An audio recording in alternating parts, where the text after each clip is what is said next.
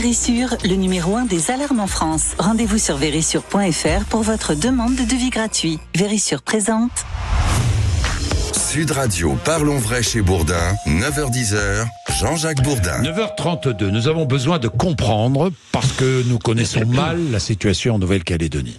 Donc pour comprendre, eh bien j'ai la chance de recevoir ce matin, vous savez que nous sommes jeudi, et le jeudi matin nous recevons des députés ou des sénateurs. J'ai la chance de recevoir ce matin par ordre alphabétique Arthur Delaporte, qui est député PS du Calvados. Bonjour. Bonjour. Vous êtes responsable PS sur le texte qui a été adopté à l'Assemblée nationale mardi à propos de la Nouvelle-Calédonie. Je vais y revenir évidemment. Et avec nous, Nicolas Metzdorf. Bonjour. Bonjour. Vous êtes député Renaissance de Nouvelle-Calédonie, rapporteur de ce projet de réforme constitutionnelle du corps électoral. Bien. D'abord la situation. Nicolas Metzdorf, quelles sont les dernières informations? Il est quelle heure en Nouvelle-Calédonie? Il est fin d'après-midi là, hein? Il est début de soirée, oui. Il est 9h là, donc ça fait 18h30. 18h30, la nuit est tombée.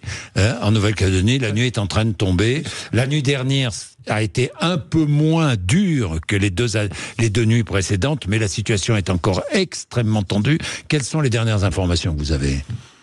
Elles sont pires que d'habitude, c'est-à-dire que on est en train de gravir un nouveau stade où on échange des tirs à balles réelles un peu partout. Aujourd'hui, en Nouvelle-Calédonie, ce soir, là, maintenant, tout de suite. Ce soir, là, en ce moment. Ouais, les dernières informations que j'ai, c'est que du ministère de l'Intérieur, en tout cas, c'est qu'il y a 3 nouveaux policiers blessés et 2 gendarmes apparemment.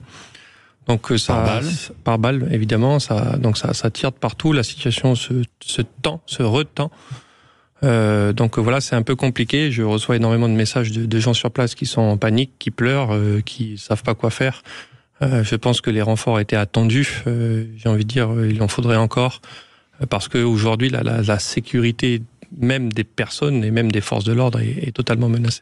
Oui, état d'urgence. La Nouvelle-Calédonie est sous état d'urgence. Nicolas Metzdorf, vous-même, à titre personnel, vous avez de la famille, évidemment, vous êtes là-bas. Comment sont-ils? Comment réagissent-ils? Que vous disent-ils? J'ai pas envie de parler de ma famille parce que ça serait déplacé. Il y a tous les Calédoniens sont en danger. Vous-même, vous êtes menacé de mort? Oui, mais moi ça fait longtemps. Je suis responsable politique, je suis habitué à ça. J'ai une protection particulière, donc tant que ça reste sur les leaders politiques, j'ai envie de dire c'est notre responsabilité et on assume notre choix de vie de toute façon. Mais là, c'est directement les citoyens. Ouais. J'ai une question. J'ai beaucoup entendu, nous avons eu plusieurs témoignages sur l'antenne de Sud Radio, j'ai beaucoup entendu ces mots prononcés par nos témoins, la haine anti-blanc.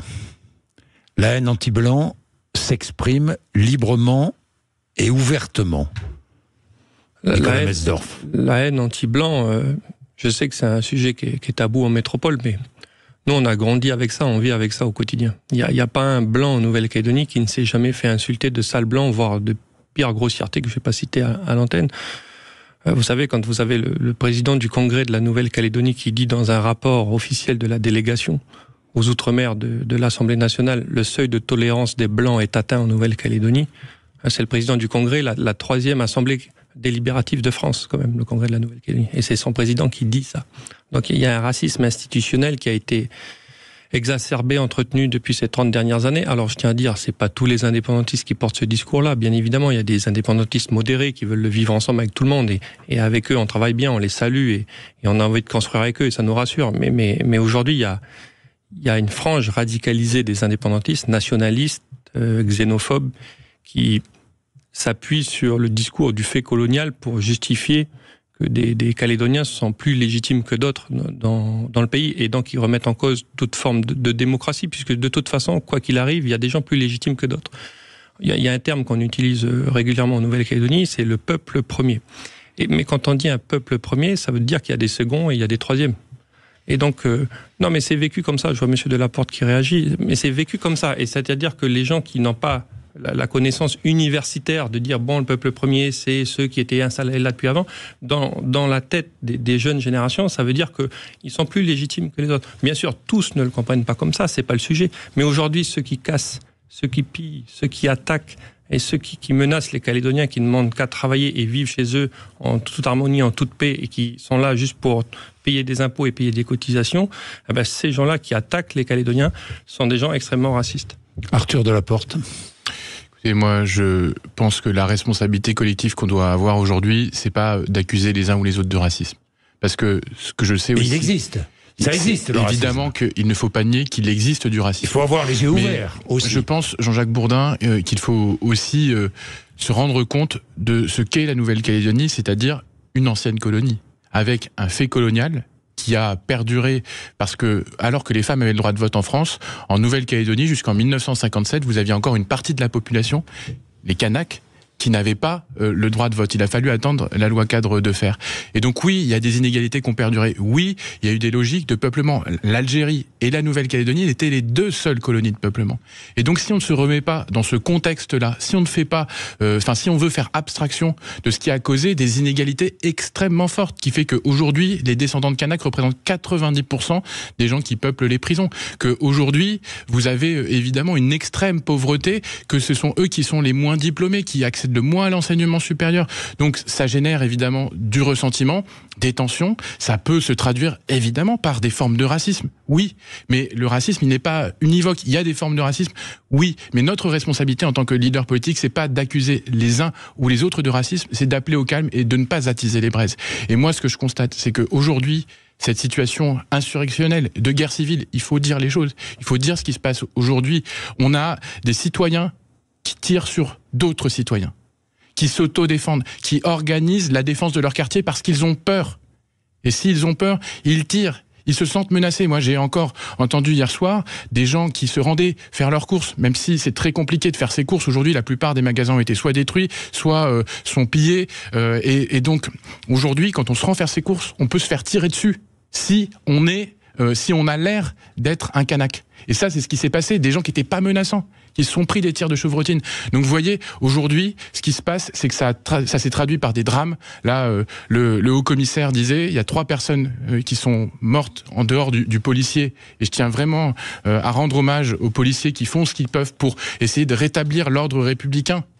L'ordre républicain, c'est-à-dire substituer le droit de la République à l'autodéfense individuelle.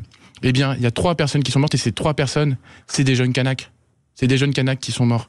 Et donc, moi, je tiens à dire aujourd'hui que le sujet aujourd'hui, c'est pas la question des uns ou des autres racistes, c'est comment on rétablit le calme. Et comment on rétablit le calme ? On le rétablit à la fois avec des mesures d'ordre public et aussi avec des solutions politiques. Parce que ce qui manque aujourd'hui, c'est vraiment ça. Donc, mesures d'ordre public et solutions politiques. Mesures d'ordre public et solutions politiques pour établir le calme.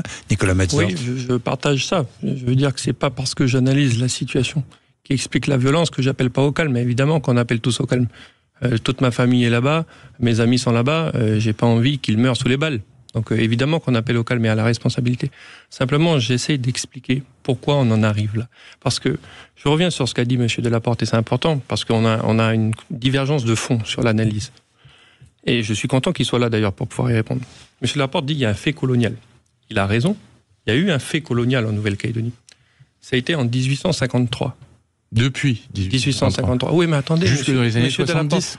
Le Premier ministre à l'époque, Pierre Messmer, disait qu'il fallait inverser les équilibres démographiques. Oui, mais M. Delaporte, pourquoi vous... Pour remplacer, en gros, faire qu'il y ait moins de Mélanésiens. Pourquoi vous oubliez toujours dans votre développement les accords de Matignon et les accords de Nouméa? Pas du tout. Nous, les descendants de... C'est les socialistes qui les ont portés. Nous, oui, justement, regardez où ça a mené. Nous, les descendants de colons, on a accepté de reconnaître le fait colonial. Il y a eu des redistributions de terres en Nouvelle-Calédonie. Les terres privées en Nouvelle-Calédonie, colonies de peuplement, qui appartiennent aux colons, ne représentent que 16% de la superficie du pays. 2 fois moins que les terres coutumières.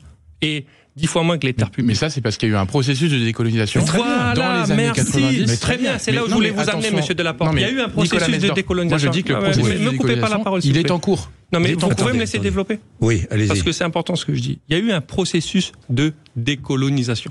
Les terres ont été redistribuées. Le pouvoir politique et économique a été redistribué aux indépendantistes. Des transferts de compétences de l'État vers la Nouvelle-Calédonie ont eu lieu. La Calédonie est compétente en matière de développement économique, de sécurité sociale, de santé, d'enseignement, d'éducation, d'environnement depuis 30 ans. D'accord ? C'est nous qui gérons nos propres affaires et la majorité des élus en Nouvelle-Calédonie sont d'origine kanak ou sans kanak. D'accord ? On a eu 3 référendums sur notre avenir. 3 référendums avec un corps électoral gelé, c'est-à-dire qu'on a exclu de ces référendums des personnes arrivées après 1998, et leurs enfants à ces personnes arrivées après 98 n'ont pas pu voter, même s'ils étaient nés sur le territoire. Donc on a fait un processus de décolonisation comme jamais il n'en a existé dans l'histoire des décolonisations. Donc on ne peut pas rester uniquement sur le fait colonial du 19e siècle, c'est pas possible. On a réparé les choses. Aujourd'hui, ce qu'on dit, nous, c'est que la Nouvelle-Calédonie, ça doit devenir une terre universaliste et démocratique, où tous les citoyens naissent libres et égaux en droit, et où la démocratie doit s'appliquer comme dans tous les pays normaux et modernes du monde. Voilà. Et donc on peut pas dépasser. Donc ce que je veux dire là, c'est qu'on peut pas justifier la violence par le fait colonial. En Nouvelle-Calédonie, nous avons réparé les choses. Et si Nicole Meldorf, me faites pas dire ce que j'ai pas dit. C'est-à-dire que toute violence est injustifiable. Voilà. Mais vous allez vous expliquer, je vous promets. Vous allez avoir la parole juste après la pub, parce qu'il faut que je fasse la pub. Je suis un peu bousculé par le temps. Arthur Delaporte, vous allez avoir la parole pour répondre à ce que vient de dire Nicolas Meldorf. À tout de suite. Vérissure, le numéro 1 des alarmes en France. Rendez-vous sur vérissure.fr pour votre demande de devis gratuit. Vérissure présente. Sud Radio, parlons vrai chez Bourdin, 9h-10h, Jean-Jacques Bourdin. Il est 9h47. Arthur Delaporte. Oui. Je voulais répondre parce que Nicolas Meldorf disait, bon, en gros, la décolonisation est derrière nous, il faut passer à autre chose. Un processus de décolonisation, ça se décrète pas comme ça du jour au lendemain que c'est fini. C'est quelque chose qui est mis en place, et en particulier depuis les accords de Matignon qui ont été portés par Michel Rocard dans un contexte, je le rappelle, extrêmement compliqué. À l'époque, en 1988, il y avait eu une prise d'otage de gendarmes qui s'était soldée par la mort de 19 Kanaks, de 2 gendarmes, et qui avait fait un traumatisme immense à la veille du second tour de l'élection présidentielle. François Mitterrand redevient président de la République. Il nomme Michel Rocard Premier ministre qui remplace Jacques Chirac qui avait donné l'ordre de l'assaut. Et Michel Rocard décide d'envoyer une mission du dialogue. Cette mission du dialogue, pendant 1 mois, elle rencontre tous les acteurs, elle met tout le monde autour de la table, ils viennent à Matignon, et là, poignée de main entre Jean-Marie Djibaou, Jacques Lafleur, qui aboutit à ce qu'on puisse se dire qu'il faut évoluer, qu'il faut se mettre d'accord, qu'il faut aller vers des processus d'autodétermination. C'est qu'il y avait 2 leaders à l'époque. Il y avait 2 leaders entendus, écoutés. Oui, mais aujourd'hui, il y a encore des leaders politiques locaux sur place. Je les côtoie, moins que Nicolas Meldorf, évidemment. Il y a des leaders politiques. Mais oui, et des leaders de grande qualité. Moi, je tiens à dire que, quel que soit leur positionnement politique, aujourd'hui, on a une élite en Nouvelle-Calédonie politique qui est extrêmement compétente, qui connaît bien ces sujets, qui est très politique. Il faut se dire quand même que c'est l'équivalent d'un département de 300 000 habitants en France. Dans quel département a-t-on autant de leaders identifiés ? Il y a une passion politique en Nouvelle-Calédonie. C'est aussi ce qui participe à ce débat aujourd'hui qui est compliqué. Mais juste pour finir sur le processus de décolonisation qui était quand même le sujet initial. Nicolas Meldorf, un mot, puis je voudrais revenir sur le texte qui a été voté. La Nouvelle-Calédonie reste quand même dans la liste des territoires de l'ONU qui sont des territoires à décoloniser. Ça veut dire que c'est pas fini. Et ça veut dire qu'il y a encore du boulot. Il y a encore du boulot. Il y a encore la décolonisation, c'est un processus. C'est un processus qui doit aller potentiellement. Pour les socialistes, la décolonisation, tant qu'il n'y a pas l'indépendance, c'est pas décoloniser. Mais l'autodétermination, c'est un principe. Est-ce que la décolonisation doit aller jusqu'à l'indépendance ? Vous savez ce que dit l'ONU ? L'ONU donne 3 solutions pour la décolonisation. Soit l'intégration à l'ancienne puissance administrante. Donc si on choisit de devenir un département souverainement, eh bien, on est décolonisé. Soit on est dans une libre association, d'accord. Soit on est indépendant effectivement, ou soit tout autre statut librement déterminé. Tout autre statut librement négocié. Donc en fait, la décolonisation, ce n'est pas forcément l'indépendance. Tout à fait. Mais ce que met la gauche dans la tête des indépendantistes, peut-être pas M. Delaporte, j'attends ce qu'il va dire, c'est que ils mettent dans la tête des indépendantistes que tant qu'il n'y a pas l'indépendance, la décolonisation n'est pas finie. Et quand bien même on a voté 3 fois non contre l'indépendance, il faudrait quand même continuer. Vous vous rendez compte ? Donc, je rappelle le processus quand même de l'accord de Nouméa qui a été fait par les socialistes. Vous savez, c'était quoi la fin de l'accord de Nouméa ? Et qui était surtout consensuel et partagé. Si on vote une fois oui, c'est l'indépendance. Pour éventuellement rester français, il fallait voter 3 fois non. 3 fois non. Donc, on voit bien que depuis le début, les dés sont pipés.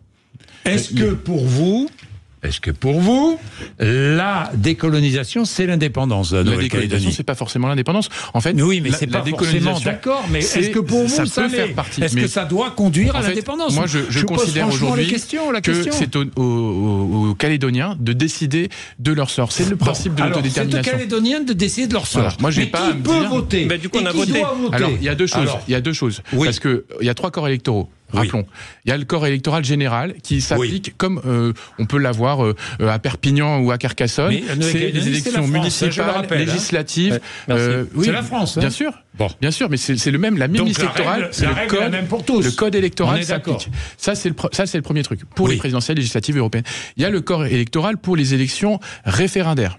Lui, il est restreint. Il comporte des critères qui sont proches, même s'ils sont pas exactement les mêmes, du corps électoral des élections provinciales pour déterminer à la fois les régions, il y a 3 provinces en Nouvelle-Calédonie et le congrès de la Nouvelle-Calédonie. Et d'ailleurs, Nicolas Mesdorf est élu en Nouvelle-Calédonie locale. Ce corps-là, il est différent. C'est de ce corps-là dont on parle. Et en fait, il s'agit de le réformer, parce qu'il y a des inégalités dans cette liste, il y a des absurdités dans cette liste, mais ce que disent les accords de Nouméa, enfin l'accord de Nouméa en 1998, c'est que on ne pourra réformer le corps électoral des élections provinciales que si on le réforme dans un ensemble, dans une évolution du statut de la Nouvelle-Calédonie. Parce qu'aujourd'hui, on arrive après les 3 référendums à une période où il faut écrire la suite. On a une page blanche, il faut se mettre d'accord entre les différents acteurs locaux pour inventer ce statut institutionnel et dire comment on votera demain. Alors, le problème, c'est que le gouvernement a choisi de dire comment on votera demain avant de dire pour qui, comment et avec quelles compétences. Qui J'espère que je pourrais avoir le même temps de parole. Allez-y. Nicolas, vous avez beaucoup parlé avant la pub. Il y a une forme d'équilibre. Allez, voilà. Pourquoi il faut dégeler le corps électoral en Nouvelle-Calédonie? Parce que le corps électoral des élections provinciales aujourd'hui, il est figé. C'est-à-dire que malgré le fait qu'on ait choisi 3 fois la France, toutes les personnes arrivées après 98 ne peuvent pas voter aux élections locales. Elles payent des impôts, elles payent des cotisation sociale, mais elles ne peuvent pas voter pour leurs représentants. C'est un accord. C'est un accord partagé par tout le monde, indépendantiste et non indépendantiste, en 1998. Vous savez, si vous respectez les Calédoniens, il y a une règle au Congrès de la Nouvelle-Calédonie, c'est que quand un élu parle, l'autre écoute. Et ensuite, on redistribue. Alors allez-y. C'est Jean-Jacques Bourdin qui m'a interrompu. C'est ma faute, allez-y. Donc, tous ceux qui sont arrivés après 98 ne peuvent pas voter aux élections locales. S'ils ont eu des enfants nés en Nouvelle-Calédonie, qui ont grandi en Nouvelle-Calédonie, qui vivent en Nouvelle-Calédonie et qui ne sont même jamais sortis de la Nouvelle-Calédonie, ces enfants aussi ne peuvent pas voter dans leur propre pays. D'accord ?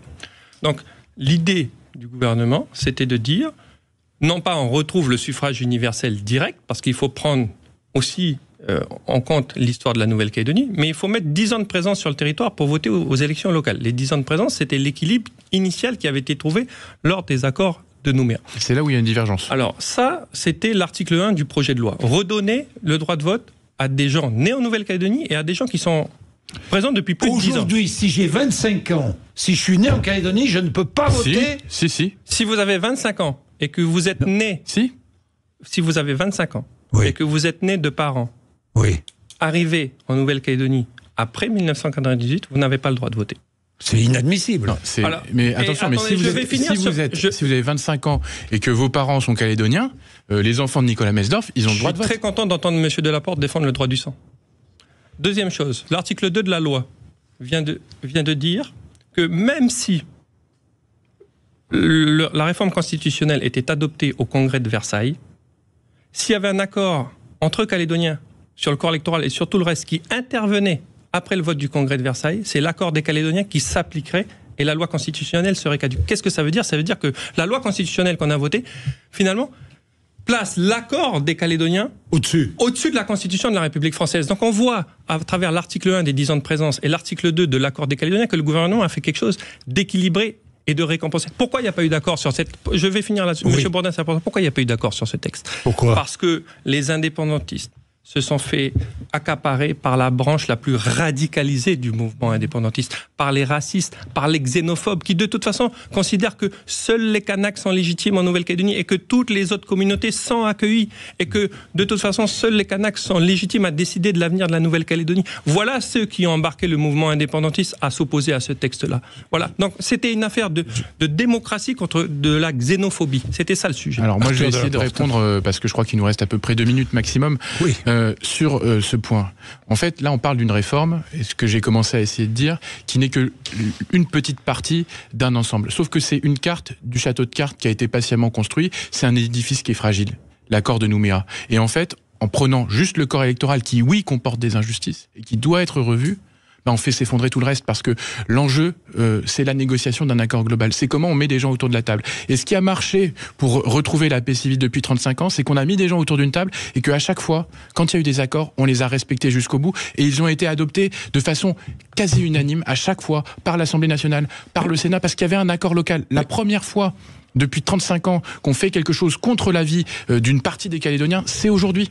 C'est ce qui se passe avec cette réforme, qui est une rupture dans une méthode historique qui a été portée par Lionel Jospin, qui a été portée avant lui par Michel Rocard, qui a été portée par Édouard Philippe en 2018. Et le problème, c'est que les premiers ministres, depuis Édouard Philippe, ont abandonné le dossier calédonien. C'est Gérald Darmanin qui le porte, qui aujourd'hui est discrédité parce qu'il a fait dire à des acteurs calédoniens ce qu'il n'avait jamais dit. Il a dit les indépendantistes sont d'accord de façon absolue avec ce projet de loi, alors qu'ils avaient dit on est d'accord si c'est dans un cadre global, si c'est évalué. Et donc finalement, si on peut partir sur un projet consensuel et positif. Et je pense qu'aujourd'hui, le rôle du président de la République, c'est de nommer une mission pour retrouver les bases de ce consensus. Il faut surtout retirer ce projet, parce que sinon, on va continuer à avoir des tensions si on n'a pas de sortie politique. Le projet sera retiré ou pas ? Non, faut pas parler. Mais c'est bien ça le problème. Faut pas faire de la politique nationale sur le dossier calédonien. Ça aurait pu être Gérald Darmanin, Gabriel Attal ou ma grand-mère, ça aurait rien changé. Le souci, pour trouver un accord en Nouvelle-Calédonie, il faut être deux. Le problème aujourd'hui, c'est la mauvaise foi, comme je le disais, de la branche radicale des indépendantistes. Non, mais si, moi je suis désolé, quand on respecte pas les résultats des 3 référendums, quand on s'oppose à des Calédoniens qui veulent voter en Nouvelle-Calédonie, je suis désolé, il y a un combat de valeurs. Et moi, vu ce qui se passe en Nouvelle-Calédonie, la première question que je poserai aux indépendantistes, quand je les reverrai, c'est est-ce qu'ils veulent vivre avec nous et nous considérer comme des égaux. Parce que le problème aujourd'hui, c'est ça. La question qui est posée, c'est celle-là. Ils disent qu'ils reconnaissent finalement tout le monde comme partie du peuple calédonien. La citoyenneté calédonienne, elle n'est pas réservée aux Kanaks. Messieurs, je suis obligé de vous interrompre. C'est dommage parce que je serais bien resté 1 heure avec vous pour écouter vos arguments, mais nous avons pu comprendre beaucoup mieux la situation en Nouvelle-Calédonie. Pas simple. Bien, merci à tous les deux. 9h57, vous êtes sur Sud Radio. Dans un instant, juste après les infos, Sud Radio Média, avec Christine Bouillot et Gilles Gansman. L'invité sera l'animateur Aurélien Letex. Sud Radio, parlons vrai chez Bourdin, 9h-10h, Jean-Jacques Bourdin. Avec Vérissure, le numéro 1 des alarmes en France. Rendez-vous sur vérissure.fr pour votre demande de devis gratuit.